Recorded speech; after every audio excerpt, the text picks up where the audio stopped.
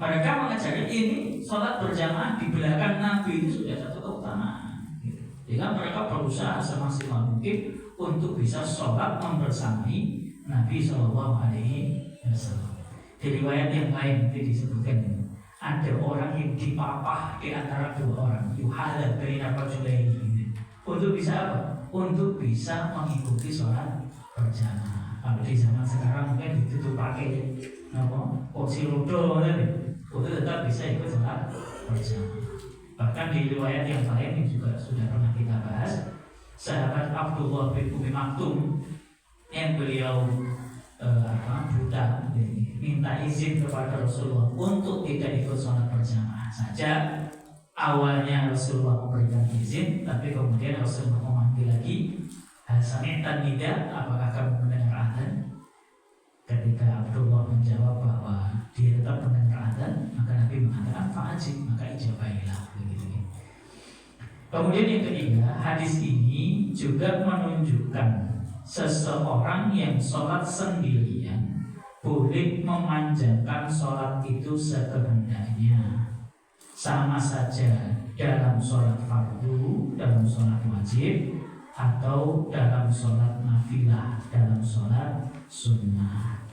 Jadi kalau imami orang lain, ya sholatnya yang ringan saja, ringkas, tidak panjang. Tapi kalau sholat sendiri yang boleh sepanjang-panjangnya. Ini secara umum begitu. Kemudian hadis kedua dari Utsman bin Abil As. Hadatsana Utsman ibn Abil As qala akhiru ma ahida ilayya Rasulullah sallallahu alaihi wasallam, terakhir kali apa-apa yang ahida ilayya, memberikan pesan kepadaku Rasulullah SAW. Ini saya terjemahkan perkata, barangkali ada yang senang begitu-gitu tadi. Tapi kalau yang malas perkata langsung dia terjemahnya di bawah saja. Saya menerjemahkan perkata gini ya, ada ilmunya, jadi kita jadi ngerti. Oh, artinya segini. Ini kan diterjemahnya pesan terakhir yang Rasulullah SAW sampaikan kepadaku dahulu. Akhiru itu paling akhir, sesuatu yang ahidaiya berpesan kepadaku Rasulullah SAW. Apa itu pesan terakhirnya? Idza ammamta qauman, apabila kamu mengimami suatu kaum, ya, sekelompok orang, fa'akhiffa bihim, maka ringankanlah bersama mereka. Apa yang diringankan? As-sholata, sholat. Sholatnya diringankan. Rawahu Muslim fi sahihihi. Hadis ini diriwayatkan oleh Imam Muslim di dalam kitab Sahihnya, itu jilid 2 halaman 44, kitab 4, kitab sholat, babnya amril a'imah bi takhfifis sholat fi tamam.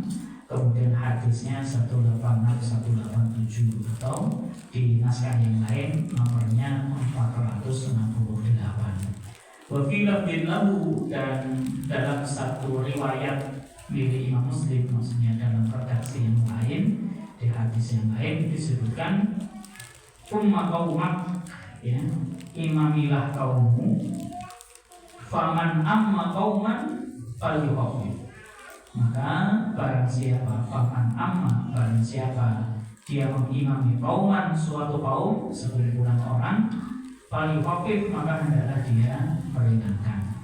Fa inna, karena sesungguhnya fihim, di antara mereka atau dari kalangan mereka itu al-kabir, ada orang yang tua. Wa inna fihi muta'if, dan sesungguhnya di antara mereka itu ada al-marid. Kemudian wa inna fihi muta'if, dan sesungguhnya di antara mereka ada yang lemah. Wa inna fihim dal hajah, dan di antara mereka itu ada orang yang memiliki keperluan. Wa idza shalla ahadukum wahdahu, dan apabila salah seorang di antara kalian sholat sendiri, falyusalli kaifa syaa, maka hendaklah dia sholat kaifa, bagaimana syaa dia menghendaki. Hadis ini menunjukkan bahwa sama dengan di atas ini, imam wajib meringankan sholat jamaah agar tidak memberatkan makmum sebagaimana disebutkan di muka di atas tadi. Hadis ini juga menunjukkan bahwa orang yang lemah juga orang yang sedang sakit boleh dan tidak dihalangi untuk ikut sholat berjamaah di masjid. Hadis ini juga menunjukkan seseorang yang sholat sendirian boleh memanjangkan sholat itu sekehendaknya, sama saja dalam sholat fardu atau nafilah atau dalam sholat sunnah. Kalau kita perhatikan hadis kedua ini dengan hadis yang pertama, itu ada tambahan di hadis kedua. Jadi kalau di hadis yang pertama itu Rasulullah menyebutkan bahwa di antara makmum ada orang yang lemah, kemudian ada orang yang sakit, kemudian ada orang yang tua renta. Sedangkan di hadis yang kedua itu ada tambahannya dari hajah, orang yang memiliki keperluan. Jadi mungkin dia tidak lemah, mungkin dia tidak sakit, mungkin dia tidak tua, tapi dia ada keperluan gitu. Ada keperluan yang bisa jadi ya dia menunda keperluannya untuk bisa ikut sholat berjamaah. Dia berharap segera selesai untuk kemudian melanjutkan keperluannya tadi, mungkin kerja atau yang lain gitu. Nah ini diantara hal yang mestinya menjadi perhatian bagi imam. Siapa saja di antara mereka yang hadir ini untuk kemudian menjadi ukuran panjang dan pendeknya sholat. Jelas gitu. Jadi pembahasan pertama tentang wajibnya imam meringankan atau ya menyingkat sholat. Tetapi catatannya adalah ulama berselisih atau berbeda pendapat tentang ukuran panjang dan pendek sholat. Kemudian sholat yang terlalu panjang di pembahasan yang kedua. Hadis ketiga dari Jabir tentang Mu'ad ya. An Jabirin diriwayatkan dari Jabir kalau dia berkata, karena Mu'adzan adalah Mu'ad dulu yusolli ma'an Nabi sallallahu alaihi wasallam. Dia sholat bersama Nabi sallallahu alaihi wasallam. Maksudnya sholat berjamaah, bermakmum dengan Nabi. Kemudian thumma ya'ti qaum. Setelah sholat bersama Nabi, Mu'ad ini datang ke kaumnya. Fa ya'ummu qaumahu, lalu mengimami kaumnya. Jadi Mu'ad begitu, sholat berjamaah ikut Nabi. Kemudian sesudah sholat bersama Nabi dia balik, kemudian imami kaumnya, mengejar keutamaan sholat bersama Nabi. Karena memang ini di awal-awal di awal Islam, sehingga belum banyak orang yang bisa ngimami itu, belum banyak orang yang hafal Al-Quran. Sehingga begitu terpaksa ya, ini ngejar sholat jamaah bersama Nabi dulu, sudah bersama Nabi balik baru mengimami kaumnya. Fasalla lailatan ma'an Nabi sallallahu alaihi wasallam al-isya. Pada suatu malam, fasalla dia salat lailatan pada suatu malam ma'an Nabi bersama Nabi sallallahu alaihi wasallam. Salatnya adalah salat isya. Jadi suatu malam Mu'ad salat isya bersama Nabi. Tsumma ata qaumahu, sesudah selesai salat isya bersama Nabi, dia mendatangi kaumnya, fa'ammahu, lalu imami kaumnya. Faftataha bisuratil Baqarah. Lalu Mu'ad memulai sholatnya dengan membaca surat Al-Baqarah. Membaca surat Al-Baqarah ini maksudnya membaca surat Al-Baqarah dari awal sampai akhir gitu. 286 ayat gitu. Masya Allah. Minum jamin.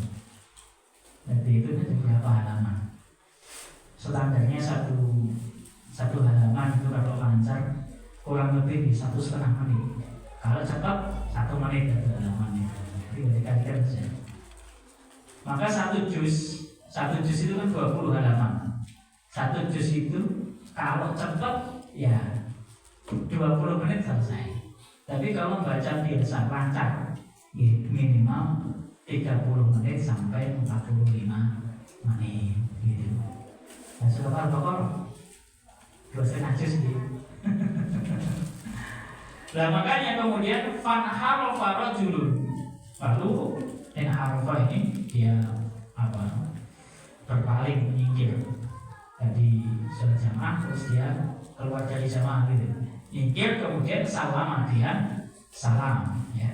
Fanharafa rajulun, lalu ada seseorang yang menyingkir, fasalam, lalu dia salam. Dia salam maksudnya dia mengakhiri sholatnya dengan salam, memutus sholat berjamaahnya bersama imam gitu. Kemudian summa shalla wahdahu, kemudian sholat wahdahu, dia sholat sendiri. Wan shalla, dan dia kemudian bubar, jadi terus keluar dari sholat diri sampai selesai. Faqalu lahu, lalu orang-orang mengatakan kepada orang ini, ana faqta ya fulan, apakah kamu menjadi orang munafik wahai wong? Wahai fulan, apakah kamu jadi orang munafik? Kemudian dia mengatakan, qala, dia berkata, la, tidak, wallahi demi Allah, saya tidak munafik. Wala atiyanna Rasulullah sallallahu alaihi wasallam falahu, sungguh benar-benar aku akan menjumpai Rasulullah, lalu akan aku sampaikan kepada beliau peristiwa ini. Ya, dilaporkan oleh orang ini tadi tentang sholat Jumat kepada Rasulullah sallallahu alaihi wasallam. Faqala, lalu dia mengatakan ketika jumpa dengan Rasulullah, ya Rasulullah, wahai Rasulullah, inna, sesungguhnya kami, ashabu nawadi, sesungguhnya kami ini orang-orang yang para pekerja yang di ladang ini, seperti petani gitu. Maksudnya ya gawean gitu, rawong nganggur. Kalau sudah malam itu ya waktunya mestinya untuk istirahat. Siang hari kerja di ladang, bengi diwajake surat Al-Baqarah kini rakaat pertama. Nah, kemudian na'mal bin nahar, jadi kami ini di siang hari itu kerja. Wa inna Mu'adzan, dan sesungguhnya Mu'adz shalla ma'akal isya, salat isya bersamamu, thumma ata, kemudian dia datang mengimami kami, faftataha bisuratil Baqarah, lalu dia memulai sholatnya dengan membaca surat Al-Baqarah, itu di rakaat pertama. Faqala Rasulullah sallallahu alaihi wasallam ala Mu'adz, lalu Rasulullah sallallahu alaihi wasallam kemudian menjumpai Mu'adz gitu. Kemudian Mu'adz ini diberi petuah oleh Rasulullah. Faqala ya Mu'adz, Nabi mengatakan, wahai Mu'adz, afatan anta, apakah engkau menjadi orang tukang buat isruh, wahai Mu'adz ini? Iqra' bikada wa iqra' bikada, bacalah surat ini, bacalah surat ini. Qala Sufyan mengatakan, faqultu li Amrin, aku katakan kepada Amr, inna Abu Zubair, sesungguhnya Abu Zubair, haddatsana, telah menceritakan kami, an Jabir, dari Jabir, annahu qala, bahwasanya Nabi bersabda, iqra' wasyamsi wa duhaha, wahai Mu'adz, bacalah wasyamsi wa duhaha. Jadi sholat isya itu bacanya asyams, kemudian wa duha, bacalah surat ad-duha, wal laili idza yaghsha, kemudian wal laili idza yaghsha, surat al-lail, wasabbihisma rabbikal a'la, dan membaca surat al-a'la. Faqala Amr nahwa hadza, Amr juga mengatakan seperti ini. Akhrajahu Ahmad wal Bukhari wa Muslimun wa lafzuhu. Hadis ini dikeluarkan, maksudnya diriwayatkan, dimuat oleh Imam Ahmad dalam kitab sunannya, kemudian juga oleh Imam Al-Bukhari dan juga oleh Imam Muslim. Tapi redaksi seperti ini dinukil dari kitab Sahih Muslim. Gitu ya. Nanti untuk rujukannya Hakim itu Imam Ahmad ya. Imam Ahmad bin Hanbal, berarti ini di Musnad Ahmad itu juz 3 halaman 299. Kemudian di dalam riwayat Imam Ahmad ada penyebutan yang dibaca oleh Mu'adz itu bukan hanya surat Al-Baqarah, tapi Al-Baqarah awin nisa ya. Ada penyebutannya begitu yang dibaca, ada kalanya surat Al-Baqarah atau surat An-Nisa. Kemudian kho itu Imam Bukhari jilid 1 halaman 180-181, kitab 10 Al-Adhan bab 63 man syaka imamahu idza tawwala, hadisnya hadis ke-705. Wa fihi padanya juga dimuat Al-Baqarah An-Nisa. Yang dibaca itu surat Al-Baqarah atau surat An-Nisa.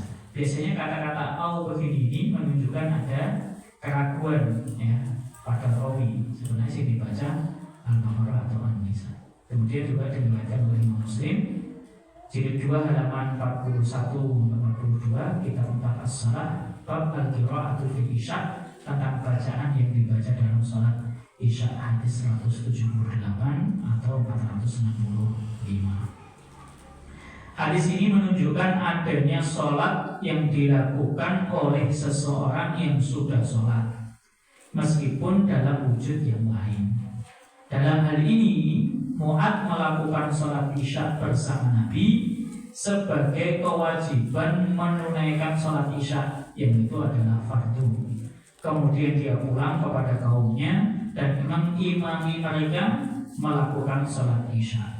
Sholat fardu itu buat mereka, sedangkan bagi Mu'ad merupakan sholat sunnah, karena sholat fardu tidak boleh dilakukan 2 kali. Jadi Mu'ad sudah sholat isya, terus sholat lagi 4 rakaat mengimami kaumnya. Bagi Mu'ad sholatnya yang kedua ini bukan sholat isya, tapi bagi kaumnya yang bermakmum kepada Mu'ad, mereka melaksanakan sholat isya. Nah makanya hadis ini juga menunjukkan bahwa makmum boleh berbeda niat sholat dengan imam. Mu'ad niatnya sholat sunnah, makmum niatnya sholat wajib gitu. Jadi bisa juga begini, imam sholat asar, kita belum sholat zuhur, terus kita bermakmum dengan imam. Kalau sholatnya sama-sama 4 rakaat, kita niat sholat zuhur, imamnya sholat asar, bisa begitu. Nah, kalau dalam kasus ini Mu'ad sholat 4 rakaat sunnah karena sholat wajibnya sudah tadi, sholat isya sudah, sedangkan kaumnya mereka bermakmum niatannya adalah menjalankan kewajiban sholat isya, gitu ya. Jadi makmum boleh berbeda niat sholat dengan imamnya meskipun berjamaah dalam satu perbuatan sholat, tidak apa-apa. Dalam hal ini Mu'ad berniat mengimami kaumnya untuk satu sholat bukan isya, sedangkan kaumnya berniat melakukan fardu isya dengan sholat di belakang Mu'ad. Gitu. Di samping itu rupanya Mu'ad dan beberapa orang yang bersamanya memandang bahwa keluarnya seseorang dari sholat jamaah atau meninggalkan sholat jamaah itu merupakan perbuatan orang munafik. Jadi kan ada yang membatalkan diri dari jamaah bersama Mu'ad terus sholat sendiri, kan dikomentir kamu munafik dong. Oh, gitu. Jadi perbuatan ini menurut sebagian orang di waktu itu ini dinilai seperti orang munafik. Tapi tadi kemarin dia mengatakan ya, saya melakukan ini bukan karena kemunafikan, tapi karena ada sebabnya. Hadis ini juga menunjukkan bahwa makmum boleh melaporkan imamnya kepada imam yang lebih tinggi agar ditolong dari kezaliman, atau misalnya jika imamnya itu memanjang-manjangkan sholat. Jadi kalau di zaman dulu imam itu ditunjuk oleh Rasulullah SAW. Sebagian nanti di hadis berikutnya itu ada qaumah gitu, imami kaummu. Jadi kan ditunjuk oleh Rasulullah SAW. Ketika ada persoalan begini, maka imam yang ditunjuk oleh Rasulullah ini dilaporkan kepada Rasulullah selaku imam yang lebih tinggi. Begitu. Hadis ini juga menunjukkan bahwa ketika sholat jamaah membaca surat Al-Baqarah seluruhnya, yaitu 286 ayat, atau surat An-Nisa sampai habis, yaitu 176 ayat pada riwayat Imam Ahmad dan Imam Bukhari itu tidak boleh karena terlalu panjang. Karenanya diingkari oleh Rasulullah Sallallahu Alaihi Wasallam. Nah, kalau bawa pulpen, bagian ini dikasih tanda. Jadi sholat yang dikatakan terlalu panjang dan tidak boleh dilakukan oleh seorang imam ketika ngimami orang banyak, itu sholat semacam ini, gitu. Panjangnya itu seperti membaca surat Al-Baqarah sampai selesai, atau seperti membaca surat An-Nisa sampai selesai. Itu namanya sholat yang tidak boleh, gitu. Artinya kalau ada yang mengingkari dasar mopo, gitu. Kalau kita kan dasarnya hadis, saya tidak boleh begini, tidak boleh. Ini namanya terlalu panjang, gitu. Dari hadis ini juga dapat difahami bahwa perkara yang diingkari oleh Rasulullah karena menjadi fitnah, menjadi kekisruhan, itu adalah terlalu panjangnya bacaan ayat dalam sholat, bukan dalam rukuk atau sujudnya. Ini catatan yang kedua. Jadi yang diingkari oleh Rasulullah tadi kan tentang bacaannya Mu'adz yang baca surat Al-Baqarah. Yang dipersoalkan itu panjangnya bacaan tadi, bukan panjangnya rukuk, bukan panjangnya sujud, gitu. Ini juga catatan karena nanti ada kaitannya dengan pembahasan berikutnya, gitu. Karena di pembahasan berikutnya nanti akan kita dapati bagaimana Rasulullah SAW panjang rukuk, panjang i'tidal, panjang sujud, panjang duduk di antara dua sujud, panjang sujud kedua, kemudian panjangnya duduk tasyahud. Itu berapa nanti ada pembahasannya. Yang kita bahas ini baru panjang bacaan Al-Quran di dalam sholat, panjang berdiri atau membaca Al-Quran. Itu kalau tidak ditandai itu biasanya lupa berdiri. Diingat-ingat saja hadis yang ketiga. Sekarang hadis keempat dari Abu Mas'ud Al-Ansari. Qala ja'a rajulun, datang seorang laki-laki ila Rasulullah sallallahu alaihi wasallam, kepada Rasulullah sallallahu alaihi wasallam. Faqala, lalu dia mengatakan, ini sesungguhnya aku la ta'akharu, sungguh aku mundur. Mundur maksudnya ya apa? Mundur teratur gitu, bukan terlambat ya. Ta'akhir itu kadang diartikan terlambat, tapi ini tidak mundur, maksudnya ya mau ya. An sholat subuhi, dari sholat subuh. Saya nggak mau sholat subuh, saya mau sholat berjamaah. Min ajli fulanin, karena sebab seseorang. Mimma yutilu bina, karena dia ini memanjangkan bacaannya untuk kami. Fama ra'aitun Nabi sallallahu alaihi wasallam, maka aku tidak pernah melihat Nabi sallallahu alaihi wasallam wadiba, beliau murka, fi mau'idatin, dalam menyampaikan nasihat, qatu sama sekali, asyadda yang lebih sangat, mimma wadiba yaumaidin, dari kemarahan beliau pada hari itu. Jadi ketika Nabi mendengar ada orang tidak mau berjamaah sholat subuh gara-gara imam memanjangkan bacaan, maka Nabi SAW marah besar, kemudian menyampaikan nasihat.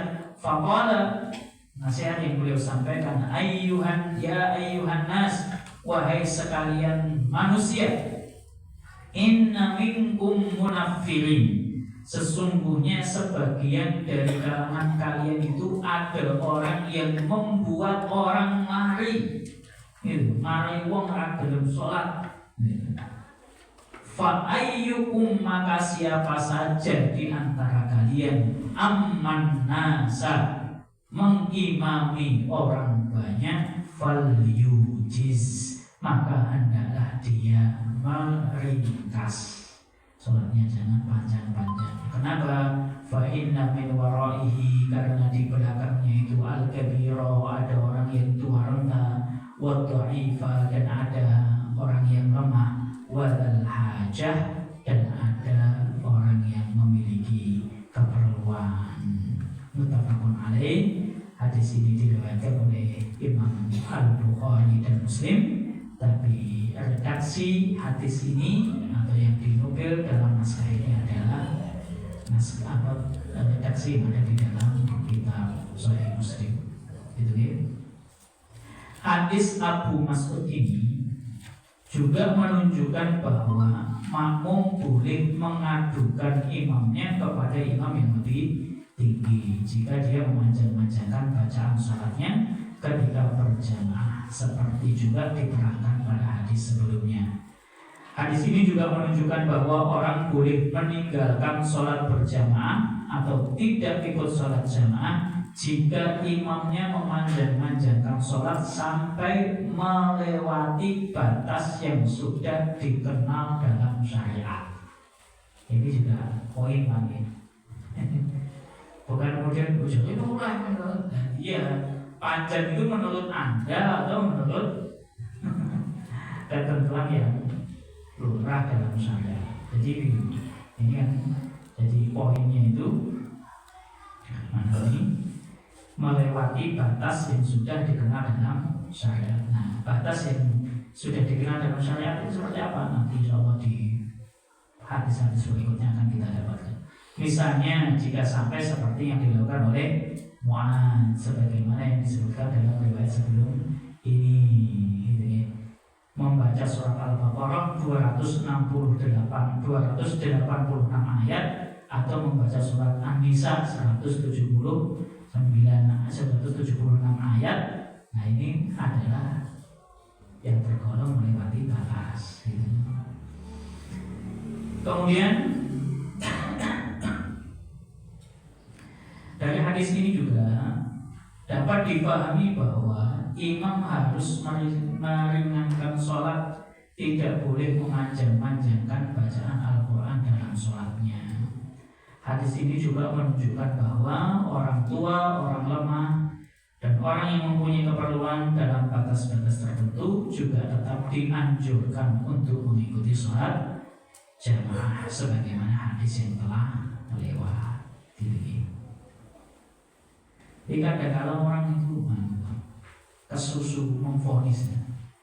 Imam baru baca alif lam mim, waduh poi, ibaratnya terus ruku, dimasa udah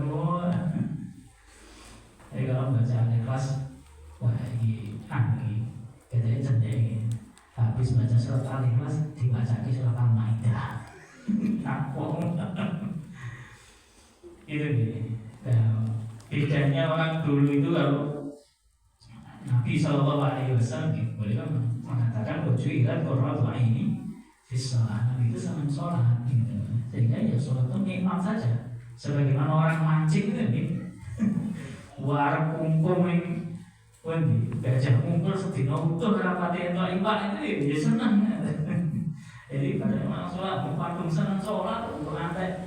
Gitu kan, kaki-kaki Nabi SAW telapak kakinya pecah-pecah ya Nabi. Apa gitu? Beliau melakukan itu dalam rangka bersyukur kepada Allah Subhanahu wa Ta'ala. Kalau kita mati, oh ya panas sidik mulai wis badhe. Piye kapan kuwi? Hadis berikutnya, hadis yang kelima dari Abu Sa'id Al-Khudri. An Abi Sa'id Al-Khudri qala laqad kanat, sungguh adalah sholatul zuhri tuqom, didirikan sholat zuhur atau didirikan maksudnya dimulai ya. Jadi sudah diiqomati sholat zuhur ini ya. Fayad habud dahibu, lalu ada seseorang yang pergi. Fayad habu lalu pergi, ad-dahibu seseorang yang pergi.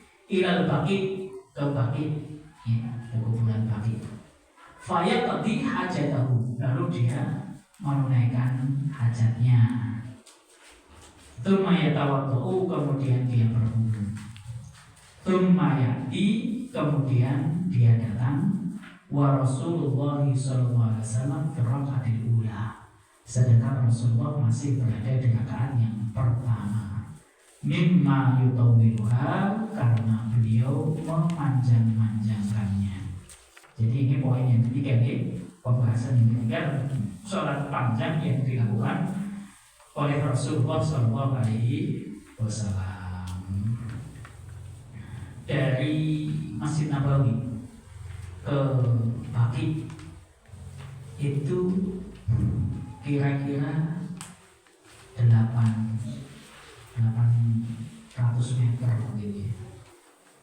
Dari kalau orang berjalan itu kira-kira perlu 10 sampai 11 menit gitu. Kalau zaman sekarang kan sudah ada Google Map, nanti di map saja dari Masjid Nabawi ke Baqi itu kalau tidak salah antara nggak sampai 1 kilo, 800 meter. Tapi kadang-kadang misalnya perlu 5 menit kadang-kadang. Itu ukuran map 10 menit, 10 sampai 11 menit. Pergi ke sana, kemudian buang hajat paling cepat berapa? 5 menit. Kadang sampai ke video.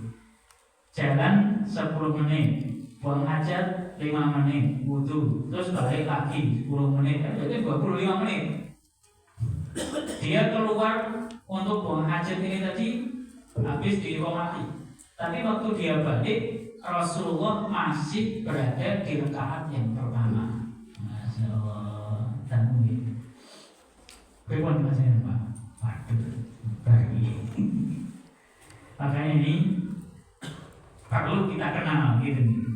Sholat panjang yang pernah dilakukan oleh Rasulullah SAW. Tapi untuk poin hadis ini, kalau mau dicatat, itu pada kalimat mimma yutawiluha, karena Nabi memang memanjang-manjangkan. Jadi itu memang ada tujuannya. Jadi mungkin Nabi tahu ada sahabatnya yang keluar, sehingga Nabi kemudian berusaha supaya sahabatnya yang keluar ini tadi tidak tertinggal dari keutamaan sholat berjamaah bersama imam mulai awal sampai akhir gitu. Jadi makanya Nabi memanjang-manjangkannya. Itu catatannya di situ. Mimma yutawiluha. Jadi Nabi memang sengaja memanjang-manjangkan. Jadi kalau kita kan bisa tahu. Jadi imam memanjang-manjangkan itu ya tadi ukurannya kalau jalan itu 800 meter karena 10 menit, PP itu kan 20 menit gitu. Sama buat hajatnya kadang-kadang kita singkat 5 menit, jadi kan 25 menit masih berada di rakaat yang pertama gitu. Berarti ini imam ngadeg orang nganti setengah jam berarti sih wajar gitu. Waduh, bisa lah. Nah ini alasannya orang sekarang tuh wih karepe sholat doa gitu khusyuk. Ini sebenarnya dia ini mana yang mau khusyuk? Berarti dengan dosa, malah dosa lagi. Orang ngerti ya wajar gitu. Hadis ini menunjukkan bahwa imam boleh memanjang-manjangkan sholat duhur dalam ukuran tertentu, gitu. Jadi ukurannya mungkin pernah dilakukan oleh Nabi. Ini yang tidak sampai seperti yang dilakukan oleh Mu'adz. Tadi kan baca surat Al-Baqarah atau surat An-Nisa. Kalau mau kita hitung itu tadi 1 jam katakanlah 30 menit. Sedangkan surat Al-Baqarah itu 2,5 juz. 1 juz 30 menit berarti kan ya 1 jam seperempat begini. 2 juz 2 juz setengah, 1 juz 30 menit. Berarti kira-kira 1 jam seberapa. Nah itu. Nah begitu itu terlalu panjang. Nabi tadi kita itu ada sahabat keluar begini berapa?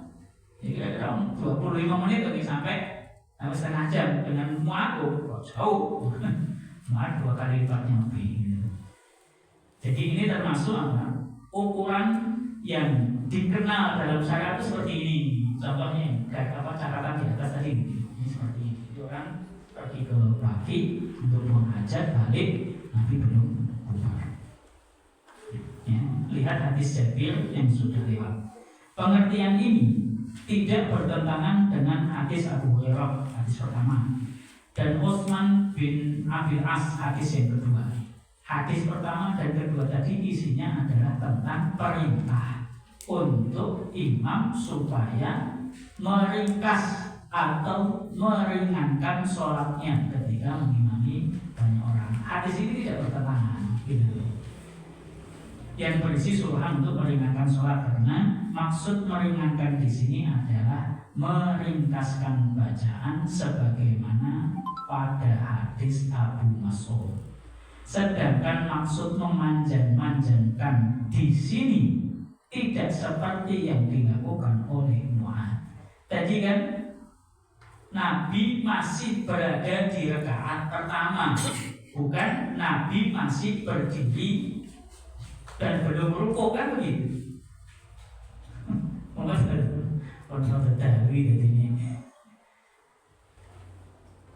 Hadis pertama kedua membahas perintah meringkas atau tidak memanjangkan. Kemudian hadis berikutnya ada pembahasan hadisnya Mu'adz, dia memanjangkan bacaan gitu sampai selesai surat Al-Baqarah atau surat An-Nisa.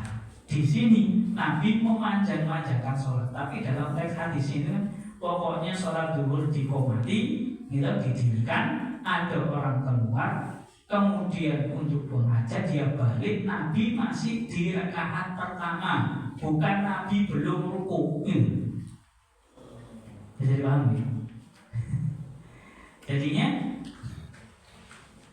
memanjang-manjangkan di sini ini bukan memanjang-manjangkan bacaan sebagaimana yang dilakukan oleh Mu'adz, tapi Nabi memanjangkan sholatnya.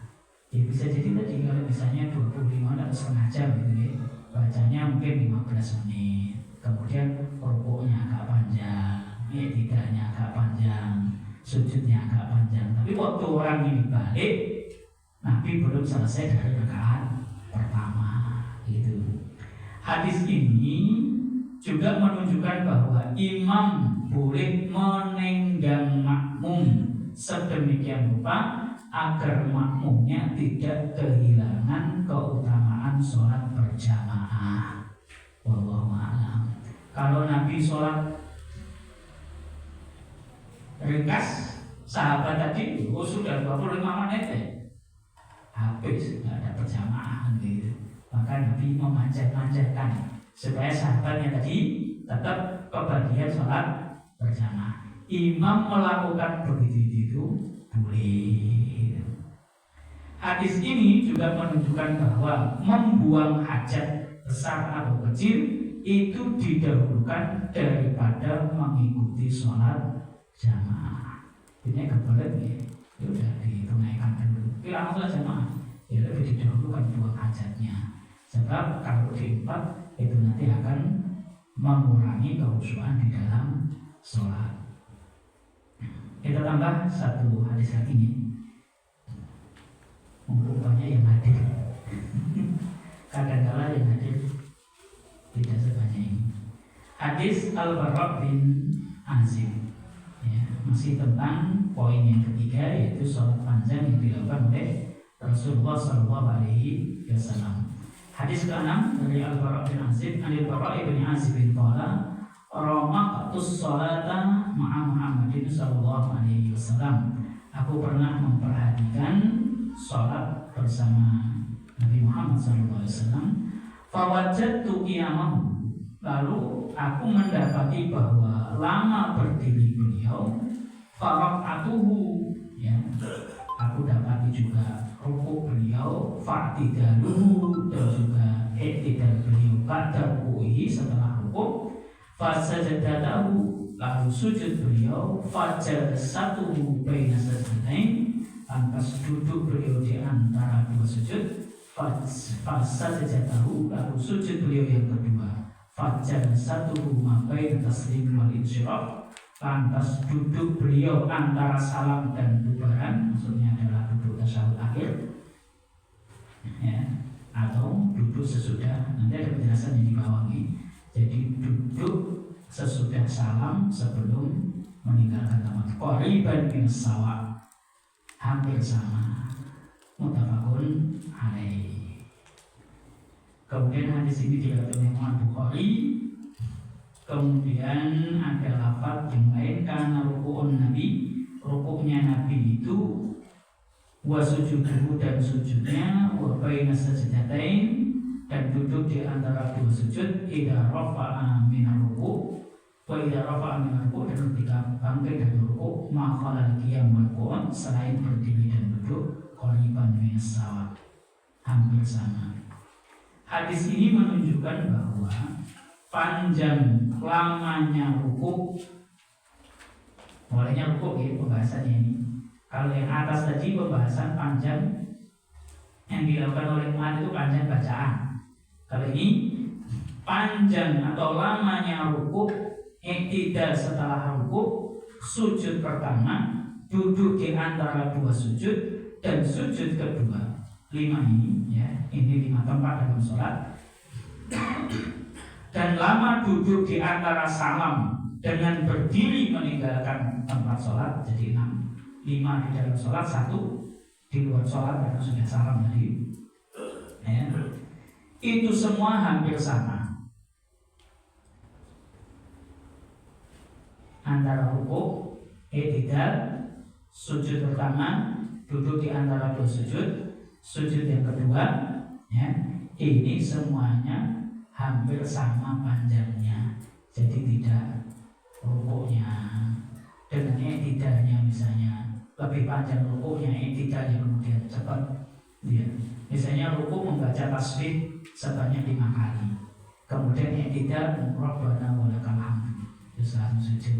Itu kan berarti antara rukuk dengan i'tidal panjangnya tidak sama, hampir sama saja, tidak beda sekali. Kalau pas rukuk dia baca 3 kali tasbih atau 5 kali tasbih, i'tidal Rabbana walakal hamd setara dengan 1 tasbih. Itu semua hampir sama. Adapun yang disebutkan dalam lafaz Al-Bukhari selain berdiri dan duduk beliau, maka yang dimaksud di situ adalah berdiri ketika membaca Al-Quran dan duduk tasyahud. Jadi yang panjangnya sama itu ya 5 ini, selain berdiri untuk membaca Al-Quran.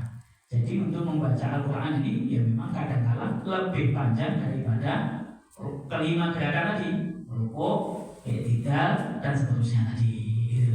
Begitu juga duduk tasyahud. Duduk tasyahud kadang-kadang lebih panjang daripada 5 poin yang disebutkan dalam sholat tadi gitu. Jadi ringkasnya ya, ini kan pembahasan tentang panjang sholat yang dilakukan oleh Rasulullah SAW. Kalau mau diringkas dari hadis pertama dalam poin ketiga ini tadi, jadi Rasulullah rakaat pertama itu pernah beliau memanjang-manjangkannya di sekira tadi antara 25 sampai 30 menit, itu belum selesai dari rakaat pertama. Kemudian pembahasan yang kedua, untuk panjang rukuk, i'tidal, sujud pertama, duduk di antara dua sujud, kemudian sujud kedua, ini panjangnya hampir sama. Itu hampir sama bagaimana? Ya hampir sama di antara keduanya ini. Kalau ini misalnya 1 menit, ya berarti yang lainnya kurang lebih 1 menit gitu, kurang lebih 60-an detik gitu. Misalnya ini 60 detik, ini mau kurang sedikit 55 detik dan begitu gitu ya. Itu hampir sama kelima ini. Adapun berdiri untuk membaca surat kemudian duduk tasyahud, maka lebih panjang daripada 5 gerakan tadi. Nah, kalau mau kita ambil pelajaran, berarti sunnahnya begitu, karena begitulah yang dilakukan oleh Nabi SAW. Gitu.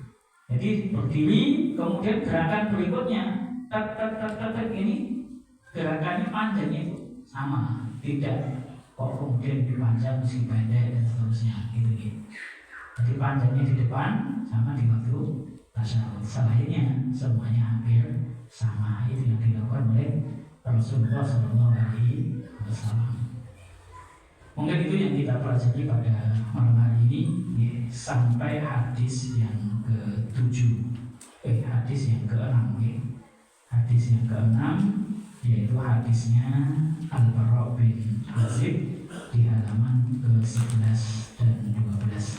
Insya Allah kita akan lanjutkan pada kesempatan yang lainnya. Mudah-mudahan yang sedikit ini bermanfaat. Rabbana taqabbal minna innaka antas samiul alim wa tub alaina innaka antat tawwabur Bismillahirrahmanirrahim. Wassallallahu wasallam wa baraka ala Muhammad wa ala ali Muhammad.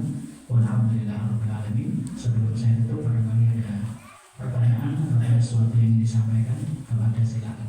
Iya, terakhir itu tadi syahudnya itu awal sama akhir sama. Tidak disebutkan, jadi memang tasyahud awal maupun tasyahud akhir